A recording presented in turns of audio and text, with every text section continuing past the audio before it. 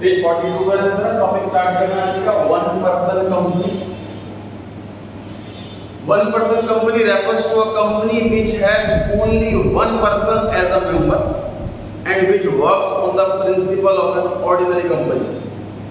मतलब सर कोई प्रोप्राइटरशिप वाला बिजनेस कर रहा है और वो कंपनी के फॉर्म में बिजनेस करना चाह रहा है, उसके लिए कॉन्सेप्ट लगा रखा है वन पर्सन कंपनी। इसमें सिंगल पर्सन होता है, जबकि हमने पढ़ा होगा मिनिमम मेंबर है कंपनी के अंदर दो होते हैं। One person company exceptional case बना रखा है, इसमें एक पर्सन भी कंपनी चला सकता है। Causes of the formation of OPC, OPC short में वन पर्सन कंपनी को बोला हुआ है। पहला, making the unorganised sector as organised. Simple सी बात है, जो प्रोप्राइटरशिप है उसका बिजनेस रजिस्टर्ड कराना ऑप्शनल होता है। जहां चीज ऑप्शनल हो जाए तो वहां कोई क्यों कराएगा रजिस्ट्रेशन, क्यों खर्चा करेगा बेकार। तो अगर कोई पर्सन प्रोप्राइटरशिप चला रहा और वो चाह रहा है मैं कंपनी में कन्वर्ट हो जाऊं, कंपनी में कन्वर्ट होगा तो वो रजिस्ट्रेशन कराएगा, नंबर 1 में आएगा, उसका टैक्स भी नंबर 1 में जाएगा, सेल नंबर 1 में होगी तो गवर्नमेंट को फायदा होगा। इसलिए गवर्नमेंट ने फैसिलिटी बना दी कि वन पर्सन कंपनी भी बना सकते हैं, अलाउ करते हैं। Sole traders have got a good opportunity to move from the unorganized sector and enter the organized sector without getting other people to join him and have all benefits of an organized sector। सारे benefit मिल जाएं organise sector के, कोई दिक्कत वगैरह ना आए, उसको हमने अलाउ कर रखा। पर्पस ये है। Second point, perpetual succession. ये पढ़ा था सर हमने, प्रोप्राइटरशिप में क्या होता है कि एक ही ओनर होता है। अगर उस बंदे की डेथ हो गई तो बिजनेस ही बंद हो जाता है। तो ऐसा नहीं चाहता हो तो वो अपने आप को कंपनी में रजिस्टर्ड करा ले। उससे क्या होगा कि अगर उस बंदे की डेथ हो गई तो कंपनी बंद नहीं होगी, बस शेयर्स उसकी जगह उसके नॉमिनी को ट्रांसफर हो जाएगा। सेकंड पॉइंट था परपेचुअल सक्सेशन। चलिए अब टॉपिक स्टार्ट कर रहे हैं कि फॉर्मेशन ऑफ कंपनी। मतलब हमको कंपनी खोलनी है, मतलब समझ लीजिए हम जो है हम अकाउंटेंट हैं, प्रोफेशनल्स हैं, हमारे पास क्लाइंट आए हैं और वो कह रहे हैं कि हमें कंपनी खोलनी है, तो हमारी फॉर्मेलिटी वगैरह पूरी करवाओ। तो फॉर्मेलिटी क्या होती है ये पढ़ रहे हैं कि कंपनी खोलने में क्या फॉर्मेलिटी ये पढ़ रहे हैं। Formation of a company means bringing a company into existence. Company exist करे उसको एग्जिस्टेंस में लेकर के आना। And starting its business, the steps involved in the formation are, total 4 step है सर, चारों स्टेप फॉलो करेंगे तब हमारी कंपनी जाकर के रजिस्टर्ड होगी। आज की डेट में हम बात करें प्रैक्टिकल लाइफ में 20,000 रुपये मिनिमम फीस होती है हम चार्टर्ड अकाउंटेंट की कंपनी रजिस्टर्ड करने की, जो बिल्कुल इसका काम बहुत बना के बराबर है। ऊपर से कंपनी रजिस्टर करना चाह रहा है ना, इसका बिल्कुल लो लेवल पर बिजनेस है, उससे हम 20,000 रुपये फीस लेते हैं वन टाइम, ये 4 स्टेप करने की। पहला स्टेप है जी प्रमोशन। बढ़ते हैं आगे। A private company has to go under only first 2 steps, but a public company has to go under all the 4 stages। Sir private company में 10-15 लोगों का पैसा लगा हुआ है, वो आपस में ही पैसा बांट रहे हैं, कोई फ्रॉड नहीं करेगा क्योंकि पब्लिक का पैसा नहीं लगा हुआ, इसलिए वहां पर फॉर्मेलिटी कम, स्टेप सिर्फ 2। पब्लिक कंपनी में 4 स्टेप हैं क्योंकि पब्लिक का पैसा लगा हुआ है, फ्रॉड होने के चांस भी बन जाते हैं, इसलिए ज्यादा फॉर्मेलिटी, 4 स्टेप। पहला स्टेप है जी promotion. Promotion means conceiving a business opportunity and taking an initiative to form a business company। from नहीं form है, FORM। from लिखा हुआ है यहाँ पे, इसको कर लें FORM, form, to form a company। Company बनाने के लिए एक बिजनेस अपॉर्चुनिटी कंसीव करो, मतलब कोई दिमाग में लेकर के आओ, कोई आइडिया फिट करो माइंड में और उससे उस काम को करने के लिए इनिशिएटिव लो, एक जागरूकता लो, एक स्टार्टिंग करो। पहला point, identification of business opportunity. The first and foremost function of a promoter is to identify a business idea. Example, production करना है नया प्रोडक्ट का या कोई सर्विस देनी है, मतलब सबसे कंपनी खोलने के लिए पहला काम क्या है, कि प्रमोटर जो बिजनेस को इनिशिएट कर रहा है, जो रियल ओनर है, उसके दिमाग में कोई आइडिया है कि काम करना क्या हो। Second, feasibility studies. देखो फिजिबिलिटी वर्ड क्या है? टेक्निकली पॉसिबिलिटी को फिजिबिलिटी कहते हैं, पॉसिबिलिटी को फिजिबिलिटी कहते हैं, लेकिन दोनों ना पक्के सिनोनिम नहीं है, समझे इस चीज को। सर पॉसिबल और इम्पॉसिबल में क्या होता है? इम्पॉसिबल का मतलब वो काम हो ही नहीं सकता, ठीक।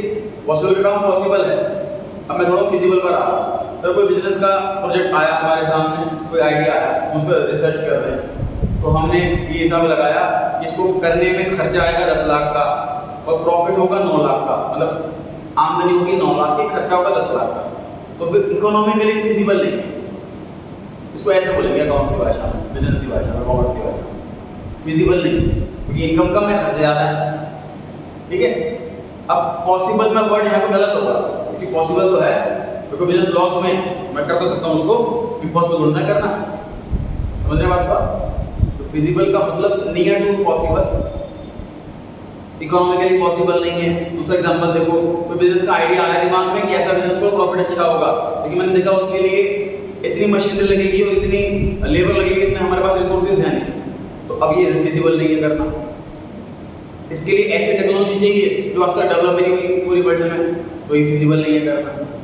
फिजिबिलिटी कई एंगल से हो सकती है, प्रॉफिट के पॉइंट ऑफ व्यू से, रिसोर्सेज के पॉइंट ऑफ व्यू से, टेक्नोलॉजी के पॉइंट ऑफ व्यू से। After identifying a business opportunity, the promoters undertake detailed studies of technically feasible है कि नहीं है, फाइनेंशियली फिजिबल है कि नहीं है, इकोनॉमिक फिजिबल है कि नहीं है। चलिए फाइनेंशियल और इकोनॉमिक सेम नहीं है। टेक्निकल फिजिबिलिटी क्या है कि टेक्नोलॉजी जो चाहिए बिजनेस करने के लिए वो टेक्नोलॉजी हमें मिल पाएगी कि नहीं मिल पाएगी। फाइनेंशियल फिजिबिलिटी क्या है कि इसको बिजनेस को स्टार्ट करने के लिए जितना पैसा चाहिए उतना पैसा हम अरेंज कर पाएंगे कि नहीं कर पाएंगे। फिर मान लीजिए सोचिए, मान लीजिए मुझे कोई बिजनेस का आइडिया आया हुआ है और मुझे उसका सपोज 5 करोड़ रुपए चाहिए, तो शायद मैं अरेंज कर सकता हूँ अपने फ्रेंड सर्कल से, बैंक से, अपने खुद के इन्वेस्टमेंट को तोड़ करके मैं 5 करोड़ लगा सकता हूँ। ये फाइनेंशियली फिजिबल है, क्योंकि प्रोजेक्ट मेरे माइंड में है कि 5,000 करोड़ की इन्वेस्टमेंट है, तो प्रॉफिट बहुत अच्छा है, लेकिन इन्वेस्टमेंट 5,000 करोड़ की, तो मेरे लिए फाइनेंशियली फिजिबल नहीं है, इतना पैसा नहीं करना पॉसिबल है। ये तो फाइनेंशियल वाला पॉइंट होगा। अगला इकोनॉमिकल फिजिबिलिटी क्या होगा? प्रॉफिटेबल, प्रॉफिट अच्छा होता नहीं करेंगे, बता नहीं करेंगे। अगला है कि name approval. After selecting the name of company, the promoter submit an application to the registrar of companies. इसको अंडरलाइन करके आरओसी लिख दीजिए, आरओसी। हम आरओसी वर्ड बोलेंगे बार बार, ये रजिस्ट्रार ऑफ कंपनी की शॉर्ट फॉर्म है। मतलब कोई पूछे कि भाई कंपनी को रजिस्टर्ड करना है तो किसके पास जाऊं? आरओसी। मतलब यहाँ पर अब सीए जाएगा प्रैक्टिकली, जो चीज को भाई बिजनेसमैन को नॉलेज नहीं है वो तो जाएगा सीए के पास, मेरी कंपनी रजिस्टर्ड कर दो, मेरी बताओ क्या क्या डॉक्यूमेंट चाहिए, मैं लेकर के आ रहा हूँ, आधार कार्ड चाहिए, पैन कार्ड चाहिए, क्या चाहिए, सारी चीजें ला करके दे देगा सीए। और सीए जाएगा आरओसी के पास, जी मेरा क्लाइंट है, इसकी कंपनी रजिस्टर्ड करानी है, ठीक है। तो आरओसी वो पर्सन है for its approval. Name approve करवा रहे हैं मतलब कोई ऐसा नाम ना हो ना सर जो किसी से रिलेट कर रहा हो, जो लॉजिक ट्रेडमार्क में था ना वही लॉजिक है यहाँ पर, समझिए ध्यान से। सर प्रोप्राइटरशिप रजिस्टर्ड नहीं होगी। जैन कुटी को इस नाम में कम से कम 500 दुकानें हो सकती है दिल्ली में। जेएमडी, जैन माता दी की शॉर्ट फॉर्म है जेएमडी। जेएमडी के नाम से 50-500 दुकानें हैं, बहुत सारी दुकानें रजिस्टर्ड नहीं है प्रोप्राइटरशिप, इसलिए कोई भी बोल सकता है। कंपनी में रजिस्टर्ड कराना है अगर कोई नाम पहले से, जैसे मैं मान लीजिए कंपनी खोलना चाहूँ रिलायंस के नाम से, मुझे अप्रूवल ही नहीं मिलेगा, मेरी पहले से रजिस्टर्ड है कंपनी में, तो अप्रूवल ले रहे हैं इस वाले काम। Fourth point, fixing up signatories to memorandum of association. Memorandum of association, अब इस पे एक टॉपिक आने वाला पड़ा, उसमें समझने वाला है। ये कंपनी की बुक है, मतलब मान लीजिए आपको खैर ऑनलाइन सिस्टम हो गया, थोड़ा टाइम पहले आई मैनुअल की बात की थी कि मान लीजिए इन्वेस्टर को कई साल पहले ऑनलाइन नहीं था, किसी कंपनी में पैसा लगाना है, तो कंपनी क्या परफॉर्म कर रही है, कैसे कर रही है, कैसे पता लगेगा?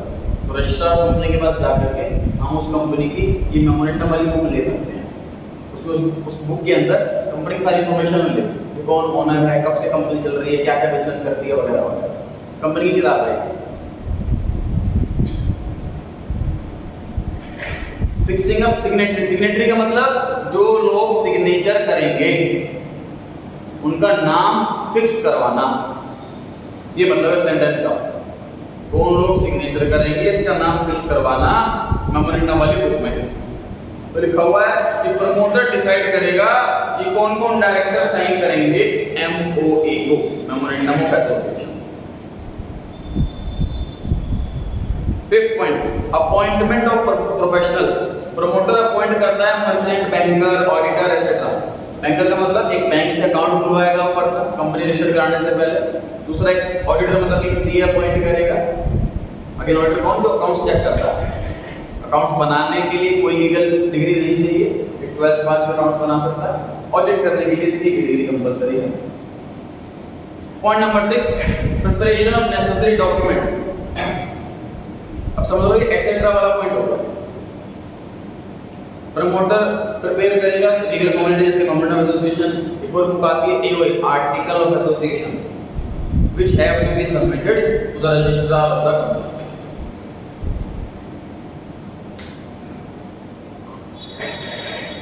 तुमने पहला स्टेप पढ़ा सर प्रमोशन। प्रमोशन में हमने बेसिकली क्या क्या पढ़ा पहले पॉइंट के अंदर कि सर बिजनेस अपॉर्चुनिटी ढूंढोगे, बिजनेस करना कौन सा। दूसरा फिजिबिलिटी स्टेटस का मतलब ये पॉसिबल है कि नहीं है। 3 एंगल देखे हमने, टेक्निकली ऐसी हमारे पास टेक्निक है कि नहीं है, फाइनेंशियली पैसा अरेंज कर पाएंगे कि नहीं, और इकोनॉमिकली मतलब प्रॉफिटेबल है कि नहीं। तीसरा हमने पढ़ा कि नाम का अप्रूवल लेना पड़ेगा। चौथा पढ़ा कि सिग्नेचर कौन करेगा उसका नाम बताओ। उसके बाद प्रोफेशनल हायर करो, प्रोफेशनल में बैंक भी आ गया, सीए भी आ गया। उसके बाद बाकी की फॉर्मेलिटीज पूरी करो, एमओए वाली बुक, एओए वाली बुक सबमिट कराओ, आरओसी को। पढ़े जी आगे। हमारे पहला स्टेज कंप्लीट हुआ। बताइए पहला स्टेज किसके लिए कंपलसरी है, प्राइवेट कंपनी या पब्लिक कंपनी? दोनों के लिए। पहला स्टेप दोनों के लिए। सेकंड स्टेप पर आ रहे हैं इनकॉर्पोरेशन। सर इनकॉर्पोरेशन और रजिस्ट्रेशन ये दोनों वर्ड सिनोनिम है। इनकॉर्पोरेशन बोलो, रजिस्ट्रेशन बोलो, एक ही बात। Incorporation means registration of the company as body corporate under the Companies Act 1956। 1956 को कट करके क्या लिखना है हमें 2013। And receiving certificate of incorporation, registration कराओ और सर्टिफिकेट ले जाओ। क्या क्या स्टेप्स होते हैं इसके अंदर पढ़ रहे हैं। पहला स्टेप एप्लीकेशन दो रजिस्ट्रेशन के लिए। Promoters make an application of incorporation of the company to the registrar. Application देगा, पहला काम। दूसरा काम filing of the necessary documents. Promoter file करता है नेसेसरी डॉक्यूमेंट जैसे कि एमओए, एओए, ऑथराइज्ड कैपिटल कितनी रहेगी, कंसेंट मतलब कि रजामंदी, acceptance of the proposed director. मतलब प्रमोटर कह रहा है कि 6 लोग डायरेक्टर रहेंगे तो 6 लोग भी एग्री हैं, 6 डायरेक्टर बनेंगे, उनके एक्सेप्टेंस भी तो चाहिए। Agreement with proposed MD, managing director मतलब एमडी जो डायरेक्टर्स का हेड रहेगा। और स्टैट्यूटरी डिक्लेरेशन, स्टैट्यूट में पढ़ा था मैं अकाउंट्स में, स्टैट्यूट मींस लॉ।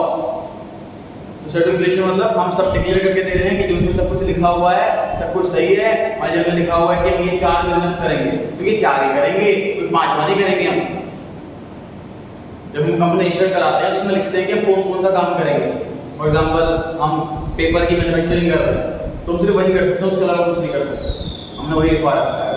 तो डिक्लेरेशन में हम सब रिटर्न में दे रहे हैं कि अगर कुछ गलत हुआ तो हम जिम्मेदार हैं उसकी, हमें जो सजा मिलेगी लॉ के तरफ से हम उनको जो डिक्लेरेशन दिया, हमने नाम एड्रेस दिया है वो सही है, ऑब्जेक्टिव बताया है बिजनेस का सही है, जो प्रॉपर्टी हमारे ही है तो लिखा हुआ है इसके अंदर कि हमारी है, रेंट पर नहीं है, सब कुछ ट्रू है।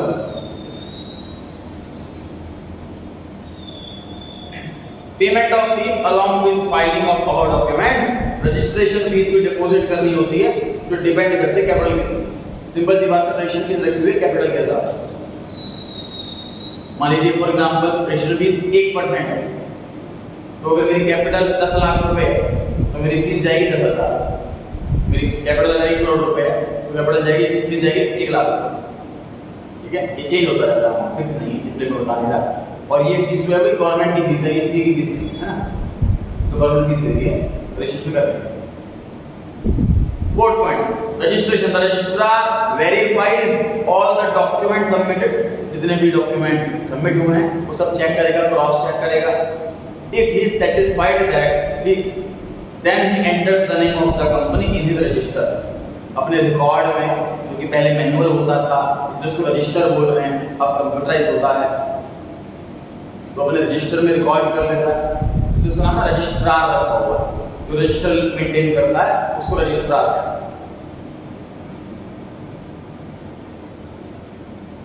Certificate of incorporation. After entering the name of the company in the register, registrar issue कर देता है सर्टिफिकेट ऑफ इनकॉर्पोरेशन। इसको समझ लो बर्थ सर्टिफिकेट मिल गया कंपनी का, कंपनी आज पैदा हो गई। सर्टिफिकेट ऑफ इनकॉर्पोरेशन को बर्थ सर्टिफिकेट भी कहते हैं। कंपनी किस डेट पे जन्मी है समझ लो, वो वाली कंपनी जो अपनी रजिस्टर की है।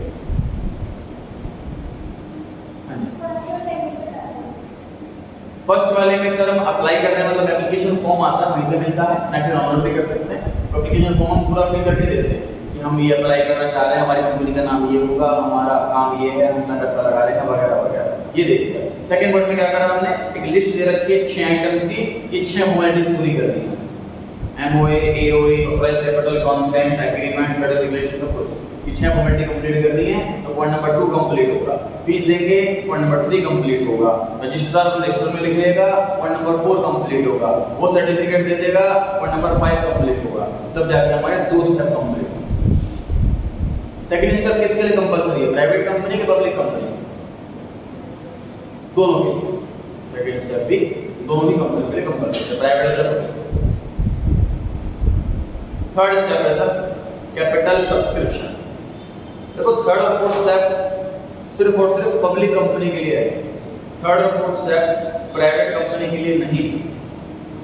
क्योंकि थर्ड फोर्थ स्टेप में ऐसे काम हो रहे हैं जो प्राइवेट कंपनी में होते हैं, जैसे पब्लिक से पैसा लेना, पब्लिक से पैसा लेना शेयर इशू करके, ये काम प्राइवेट कंपनी में होता ही नहीं, इसे प्राइवेट कंपनी के वाला स्टेप है, सिर्फ पब्लिक कंपनी के लिए।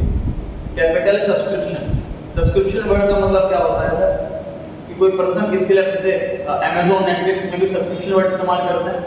कि मैंने अमेज़न की मेंबरशिप के लिए अप्लाई करा तो मैं उसका सब्सक्राइबर बन गया। इसी तरीके से आम जनता अगर कोई कंपनी शेयर इशू करे, जोमेटो शेयर इशू कर रही है और मैं जोमेटो का मेंबर बनना चाहता हूँ, तो मैं भी सब्सक्राइब करूँगा उसके शेयर, तो मैं उसका मेंबर बन जाऊँगा। सब्सक्रिप्शन वर्ड इसलिए भी वहाँ भी इस्तेमाल किया जा रहा है। Public company can raise funds, funds का मतलब मनी है, पैसा है, money from the public by issuing shares and debentures. Debenture क्या है सर, देखो शेयर वर्ड में एक चैप्टर है 12th क्लास में, डिबेंचर वर्ड में 2 चैप्टर है 12th क्लास में, 5 चैप्टर डिटेल में करेंगे अकाउंट सब्जेक्ट के अंदर। थोड़ा सा आइडिया दे देता हूँ कि सर शेयर जब कंपनी इशू करती है तो आम जनता को ओनर बनाती है, एज अ पार्टनर बनाती है। जब कंपनी डिबेंचर इशू करती है तो आम जनता को बैंकर बनाती है। मतलब देखो आपके फ्रेंड ने बिजनेस स्टार्ट करा है और उसको पैसे कम पड़ते हैं, वो आपसे पैसे मांगता है। अब उसने आपको 2 ऑप्शन दिए। पहला ऑप्शन कि भाई मैं 10 लाख रुपए लगा रखे हैं, 10 लाख रुपए तू लगा दे, हम दोनों पार्टनर हो गए, जितना प्रॉफिट होगा आधा। उसने आपको दूसरा ऑप्शन दिया कि 10 लाख रुपए मेरे को लोन दे दे, इंटरेस्ट ले लियो 12% साल का, जैसे तेरी इच्छा पैसे करो। अब आप अपनी कैलकुलेशन लगा रहे हो क्या क्या, यार अगर मैं पार्टनर बन जाऊंगा तो आधा प्रॉफिट मिला, लेकिन अगर लॉस हो गया तो वो भी आधा मेरा, कंपनी डूब गई तो मेरा पैसा भी डूब गया, लेकिन प्रॉफिट बहुत ज़्यादा हुआ उसका आधा मुझे मिलेगा तो बहुत, मेरा पैसा डबल भी हो जाएगा 2 साल, ये भी हो सकता है। ये तो एज अ पार्टनर बनने के profit loss demerit. Second thought क्या माइंड आ रहा है कि अगर मैं इसको लोन दे दूँ तो मैं टेंशन फ्री हो जाऊंगा, मुझे लॉस नहीं हो सकता, इंटरेस्ट तो मिलेगा ही मिलेगा और मेरा पैसा भी सेफ है। लेकिन इंटरेस्ट जो है वो 12% साल का तो नहीं मिलेगा, उससे उसने 50% कमा लिया हो और मुझे सिर्फ 12% ही मिलेगा। उसका ये 80% कमा ले, मुझे सिर्फ 12% ही मिलेगा। उसका ये 2% कमाए, मुझे तब भी 12% मिलेगा।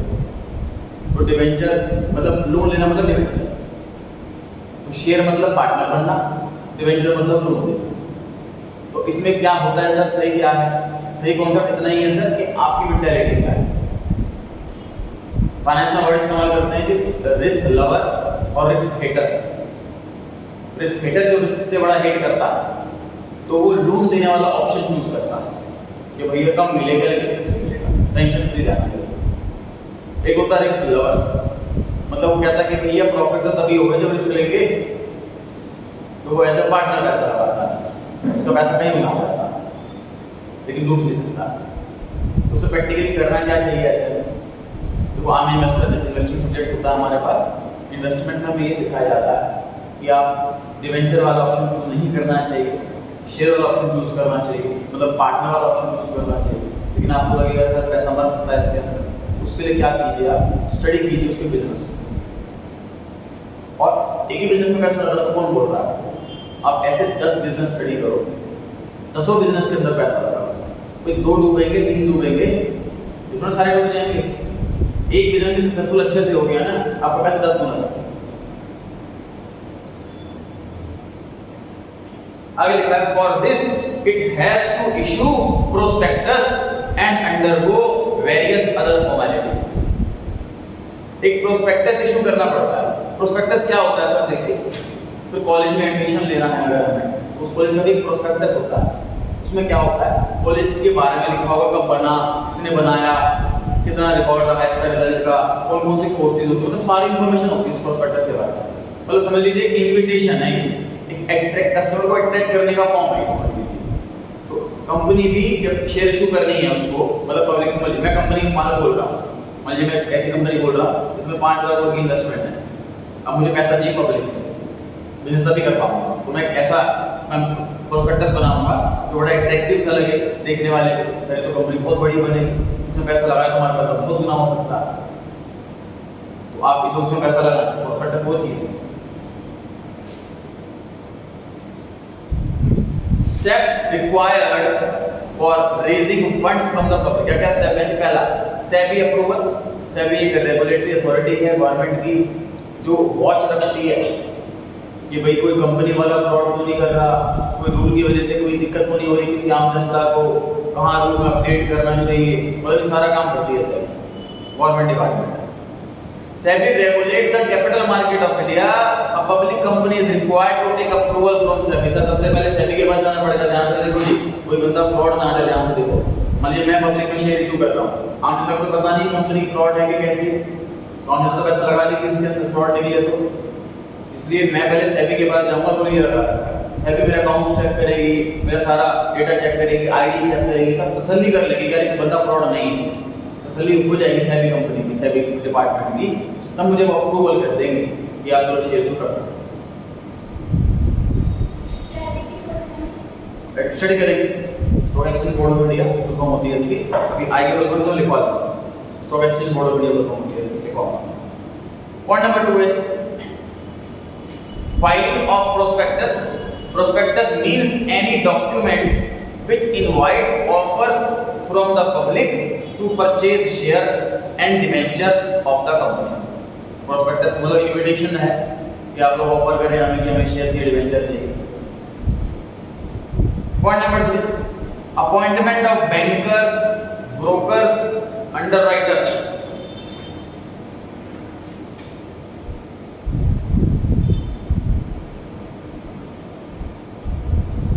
Banker of the company receive the application money. Company का जो बैंक होगा हम उसको लीगली अपॉइंट करेंगे, जब लोग अप्लाई करेंगे तो हमारा बैंकर पैसा कलेक्ट करेगा हमारे बिहाफ पर। Broker encourage the public to apply for the shares. ये शेयर्स है यहाँ पर है, एस लगा देना।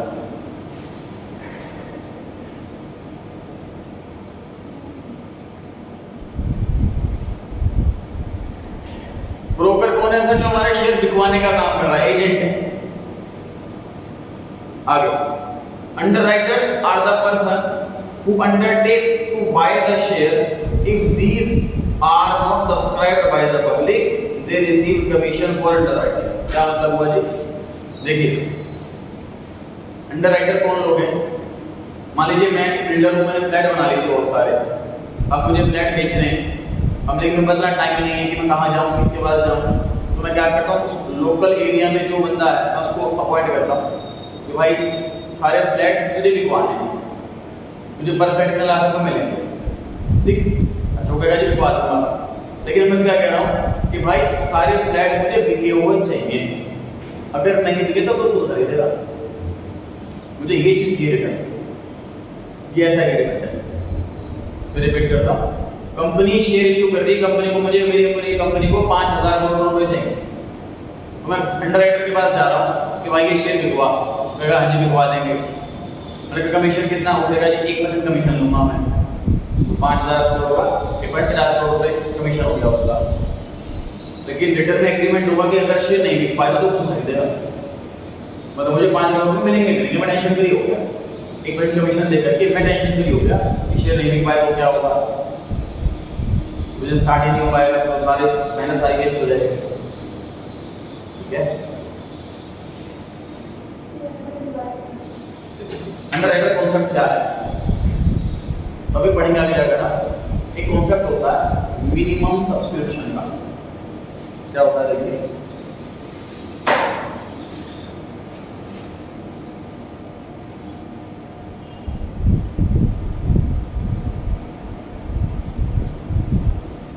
मान लीजिए मैंने कॉन्सेप्ट सोचा हुआ है कि मैं अपने कंपनी के नए मॉल्स बनाऊंगा अलग अलग सिटी में, अलग अलग एरिया में, और वहां मैं मॉल बनाऊंगा और वो शॉप में बेचूंगा और किराए पर दूंगा और ये मेरा बिजनेस होगा, ये मैंने कॉन्सेप्ट लगाया था, इसलिए मुझे 5,000 करोड़ रुपए चाहिए। अब लोग अप्लाई करेंगे शेयर्स के लिए, किसको अच्छा लगेगा, ज़्यादा पैसा लगेगा, किसको अच्छा नहीं लगेगा तो नहीं लगाएगा वगैरह वगैरह। मान लीजिए मेरे पास 4,000 करोड़ रुपए इकट्ठा हो पाया,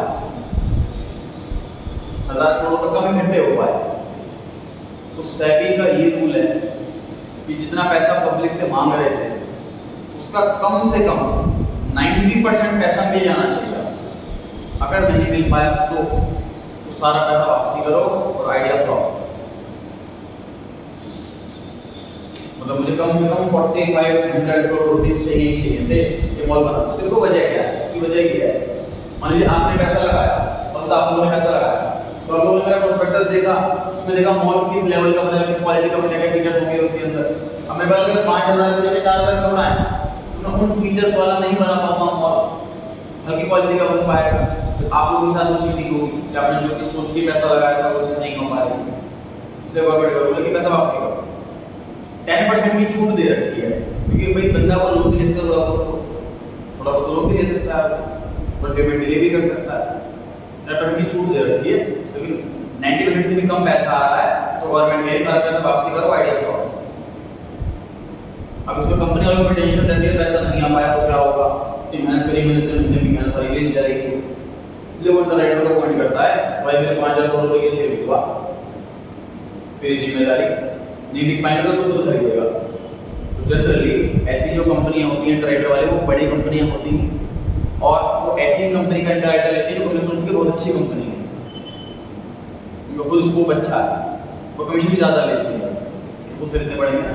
मतलब इस एग्जांपल में वो अंडरराइटर सिर्फ 4,000 करोड़ रुपए अरेंज कर पाया, तो 1,000 करोड़ रुपए के शेयर खुद खरीदने पड़ेंगे।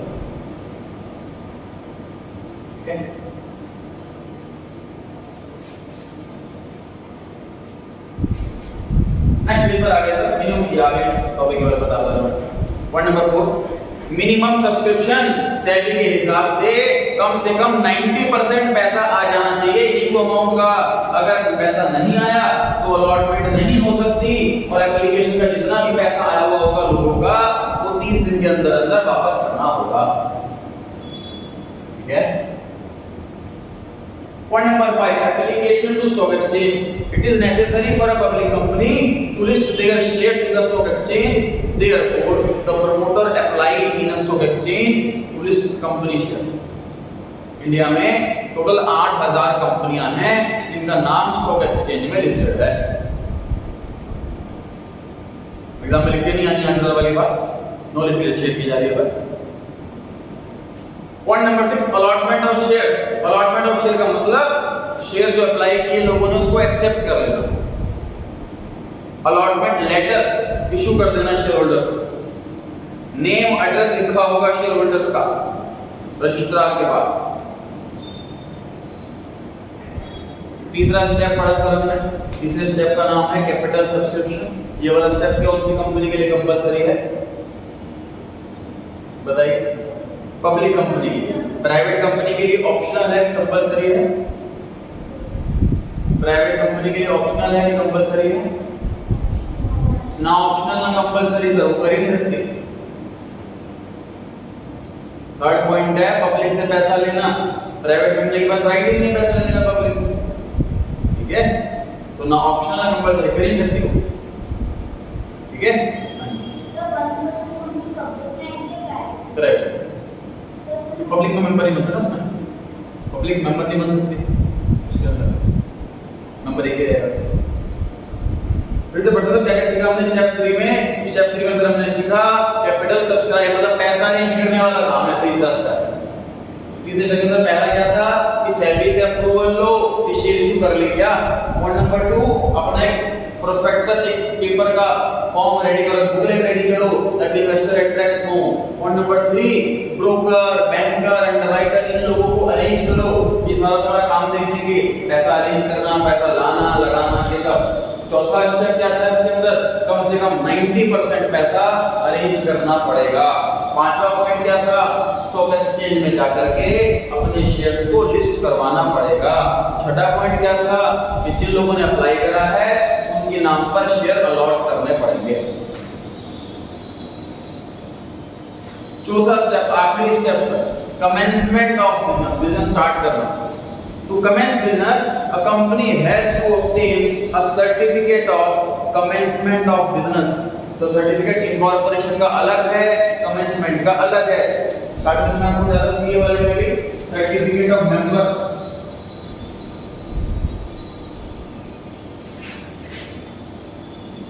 और सर्टिफिकेट ऑफ प्रैक्टिस, सीओपी कहते हैं। सर्टिफिकेट ऑफ मेंबर बनने के बाद मैं सीए बन गया, लीगली का मैं नाम क्या सीए लगा सकता हूँ। सर्टिफिकेट ऑफ प्रैक्टिस मिलने के बाद ही मैं अपनी फर्म खोल सकता हूँ, अपनी स्टैंप लगा सकता हूँ। तो ये सर्टिफिकेट मिलने के बाद स्टैंप की अथॉरिटी आएगी, ये स्टैंप मिलने के बाद अपने नाम क्या सीए लगाने की अथॉरिटी आएगी। इसी तरीके से कंपनी पे आ जाओ, सर्टिफिकेट ऑफ इनकॉर्पोरेशन का मतलब रजिस्ट्रेशन हो गया, certificate of commencement of business का मतलब अब बिजनेस स्टार्ट कर सकती है।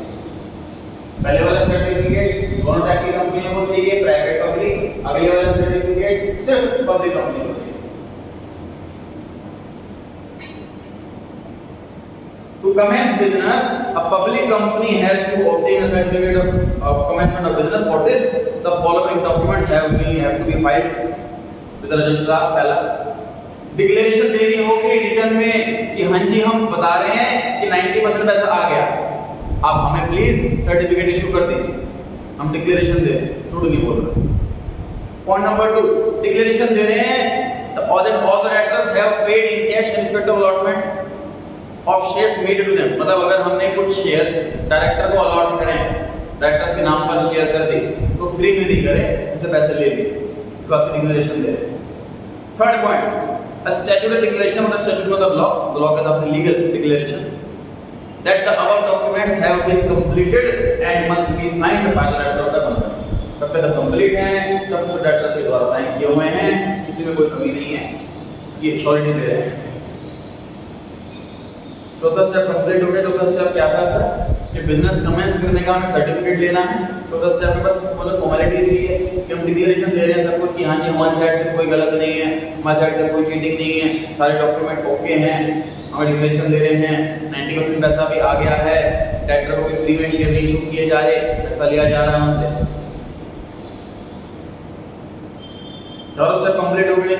अब कंपनी में ही जो चीजें आई थी चर्चा करने से पहले आया मेमोरेंडम ऑफ रेजोल्यूशन वाला टॉपिक, उस पर चर्चा कर रहे हैं।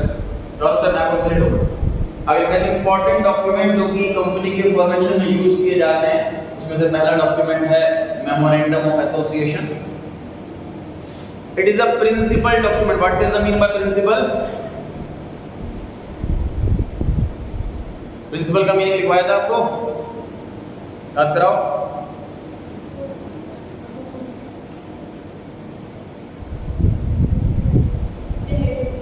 जो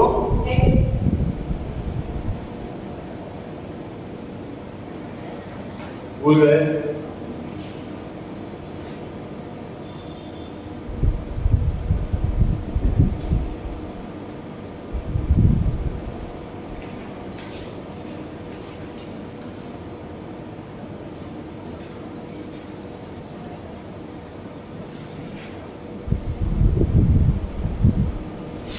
MEAL वाला प्रिंसिपल का मतलब होता है मेन, PLE वाले प्रिंसिपल का मतलब होता है रूल। भूल जाओ, इसके लिए याद रखने के लिए इधर भी LE है इधर भी LE है, ऐसे शायद आपको ध्यान रखने में आसानी रहे। स्कूल में जो प्रिंसिपल होता है, मतलब प्रिंसिपल वर्ड का लिटरल इंग्लिश मीनिंग है मेन, वो सबसे मेन पर्सन है स्कूल के अंदर, इसलिए उसको प्रिंसिपल कहा जाता है। नहीं, इसका जो लिटरल मीनिंग है वो मेन, हेड में। मैथ में भी इंटरेस्ट निकालते हैं प्रिंसिपल पर, प्रिंसिपल मतलब मेन अमाउंट, जो लोन अमाउंट है वो मेन अमाउंट होता है, इसलिए उसको प्रिंसिपल अमाउंट है।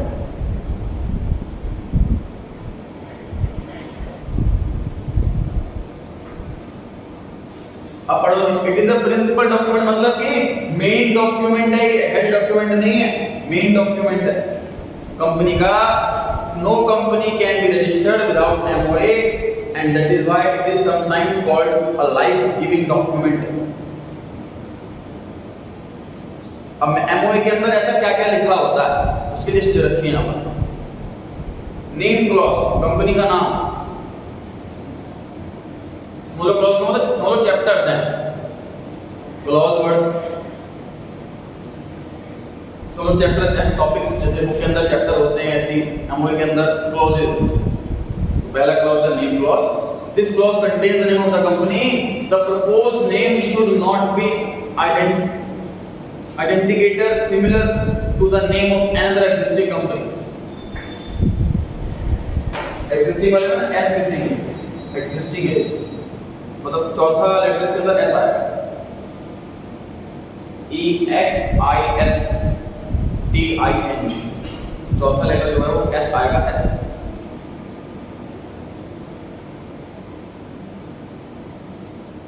मतलब किसी और कंपनी से नाम रिलेटेड सा ना हो। Second point, situation clause. This clause contains the name of the state in which the registered office of the company is to be situated. क्या मतलब है ये? देखिए, तो जब कंपनी रजिस्टर्ड होती है जरूर थोड़ा सा एक ही ऑफिस होगा, 50 ऑफिस हो सकते हैं, 20 ऑफिस हो सकते हैं, अलग अलग स्टेट में हो सकते हैं। तो जब कंपनी खुद को रजिस्टर कराती है तो कंपनी से पूछा जाता है कि आप अपना रजिस्टर्ड ऑफिस कौन से वाले को बोलो, वो लिखवा दो उसका एड्रेस। ऐसा जरूरी क्यों होता है? देखिए हर स्टेट का अलग लॉ होता है। GST की भी बात करूं मैं तो हर स्टेट का अलग, GST का रेट हर स्टेट का अलग। पेट्रोल भी डलवाओगे आप, दिल्ली में अलग रेट से मिलेगा, यूपी में अलग रेट से मिलेगा, हर स्टेट में अलग रेट से मिलेगा।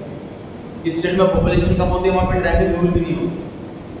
ऑडिट के लिए गए थे पंजाब अबोहर वाली जगह में, तो वहाँ पर पॉपुलेशन बहुत कम है, वहाँ ट्रैफिक रूल्स नहीं, मतलब हेलमेट भी नहीं है, रेड लाइट भी नहीं, कुछ नहीं, तो हर जगह का लॉ अलग होता है।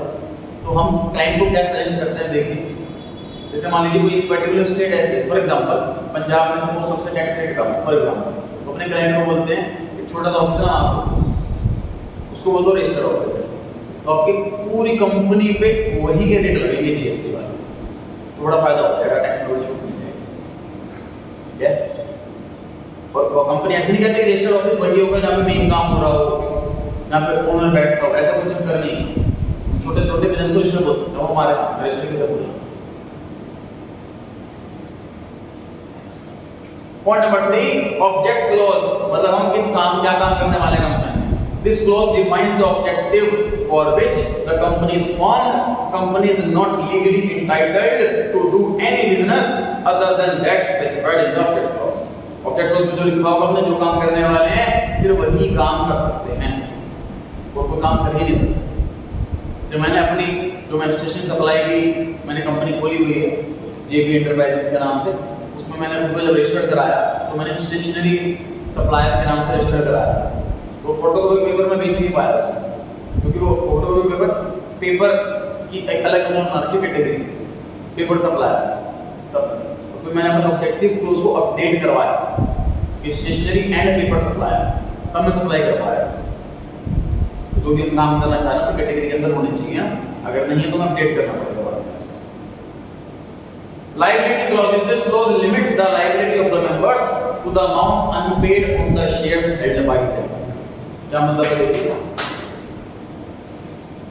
सर मेरी कंपनी को 5,000 करोड़ रुपए चाहिए, 5,000 करोड़ पब्लिक से ले रहे हैं, पब्लिक से बोलूँ कि 5,000 करोड़ रुपए आपके पास है या आपके पास तो ऐसे किसी बात नहीं है, तो क्या करते हैं इसके 10 रुपए के टुकड़े कर देते हैं, मतलब 500 करोड़ शेयर और 10 रुपए का एक, ऐसा बना दिया जाएगा इसको।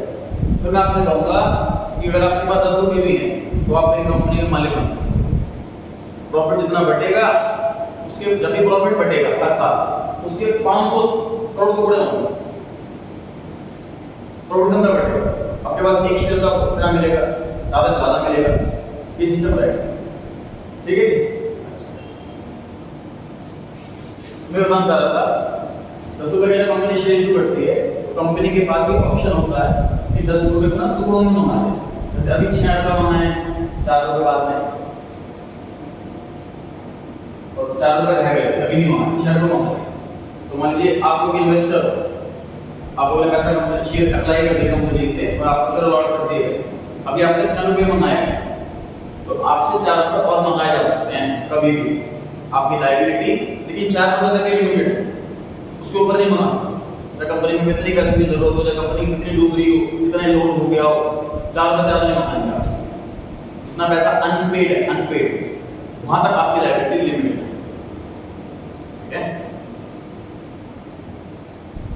अगला है capital clause. This clause specifies the maximum capital which the company will be authorised to raise. ये रेज है, स्पेलिंग लिख कर लें, RAISE, और उसके बाद लिखा है थ्रू, स्पेलिंग से भी ठीक कर लें, through, THROUGH, authorized to raise through the issue of shares called authorized capital।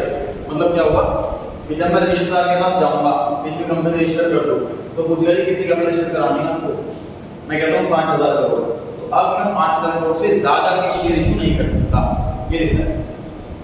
तो मैंने ऑथराइज करवा लिया, उससे ज्यादा शेयर इशू नहीं कर सकता। प्रैक्टिकली सर क्या होगा, फिर प्रैक्टिकली ये होगा कि मान लीजिए मुझे लगभग 5,000 करोड़ की रिक्वायरमेंट है, तो मैं 5,000 करोड़ रजिस्टर कराऊंगा। सर मान लीजिए कंपनी को और बढ़ाना है उसको, तो और शेयर इशू नहीं कर सकता, वो कर सकता है, उसके बाद दोबारा जाकर अपडेट करवा लेगा रजिस्ट्रार के पास। तो सर ऐसे ही करूँ ना, स्टार्टिंग में करा लो 10,000 करोड़ की कैपिटल, उसमें क्या दिक्कत है? उसमें दिक्कत है कि रजिस्ट्रार तो फीस लेता है वो कैपिटल के हिसाब से, ज्यादा ग्राम ज्यादा फीस जाएगी, ज्यादा फीस क्यों देगा, इतना पैसा चाहिए नहीं, फीस दूंगा, बाद में ज्यादा पैसा और चाहिए शेयर इशू कराने के लिए, कैपिटल बढ़ानी है अगर, तो जाके रजिस्ट्रार ऑथराइज रजिस्ट्रार के पास जाकर के इसको अपडेट करवा सकते हैं बाद में, फीस तो अपडेट करवा। चेंजेस सारे अलाउड हैं, लीगल होने चाहिए, वैलिड होने चाहिए। तो कंपनी स्टार्टिंग में बेसिक रिक्वायरमेंट के हिसाब से बनवा लेती है, उसके बाद जैसे रिक्वायरमेंट के अकॉर्डिंग अपडेट करते हैं। मैंने बताया कि मैंने अपनी कंपनी का ऑब्जेक्ट क्लोज भी चेंज करवाया, स्टेशनरी से स्टेशनरी एंड पेपर सप्लायर के नाम से, वैसे ऑब्जेक्ट क्लोज भी बनवा सकते हैं। फॉर एग्जाम्पल लाइंस था, जब उसने स्टार्ट करा तो पहले मसाले का बिजनेस किया था, उसके बाद उसने कपड़े का बिजनेस किया था, शायद आपने ऐड देखा हो, विमल शूटिंग्स ऐड आता, ओनली विमल इस नाम से ऐड आता है। तो विमल तिरुवन माने के ब्रदर का नाम था, उसने उसके नाम से स्टार्ट करा था, टेक्सटाइल का बिजनेस, कपड़े का, सूट वगैरह कपड़ा वो बनाते थे। तो पहले मसाले का काम था, तो ऑब्जेक्ट में मसाला था, स्पाइसेस मैन्युफैक्चरर, उन्होंने फिर टेक्सटाइल में ऐड करता हूँ मैं स्पाइसेस एंड टेक्सटाइल मैन्युफैक्चरर, इसको अपडेट करवाया। तो अपडेट करना हर जगह पॉसिबल है। तो नया डायरेक्टर अपॉइंट हुआ, ROC के पास जाएंगे, जो नया डायरेक्टर आया नाम लिख लो, वो डायरेक्टर चला गया, ROC के पास लिखवाएंगे, डायरेक्टर करवाना नहीं था, तो हर चीज़ के लिए हमें वहाँ जाकर अपडेट करवाना। अपडेट क्यों करवाना, समझो इस चीज़ को कि सर आम जनता का पैसा लगा है, पब्लिक का पैसा लगा हुआ कंपनी के अंदर। अब आम जनता में से कभी भी कोई भी आ सकता है कि मुझे कंपनी की इन्फॉर्मेशन देखनी थी, दिखाओ कंपनी में कौन कौन डायरेक्टर है, क्या काम चल रहा है, क्या काम नहीं कर रहा है। इसलिए रजिस्ट्रार के पास हर इन्फॉर्मेशन अपडेटेड होनी चाहिए। उतनी हेडेक क्यों दे रखी कंपनी वालों को कि पब्लिक का पैसा इस्तेमाल कर रहा है, हेडेक को लेनी पड़ेगी। ठीक है,